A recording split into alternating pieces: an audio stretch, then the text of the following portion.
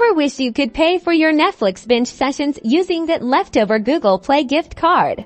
Well, you absolutely can. This tutorial will guide you step by step on how to buy Netflix using your Google Play balance, an incredibly convenient way for Android users to fund their streaming subscriptions. First, ensure you have the Netflix app installed on your Android device. If not, head over to the Google Play Store and download it. Next, open the Google Play Store app in the search bar at the top, type Netflix and tap the search icon. Locate the official Netflix app in the search results and tap on it.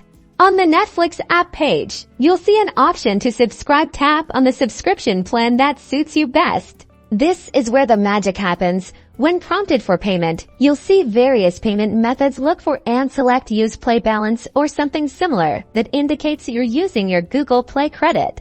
If your Google Play balance is sufficient to cover the Netflix subscription cost, you'll see a confirmation screen. Review the details and tap Confirm or Subscribe. And just like that, your Netflix subscription is active, paid for entirely with your Google Play money. You can now enjoy all your favorite shows and movies without needing a separate credit card for this subscription.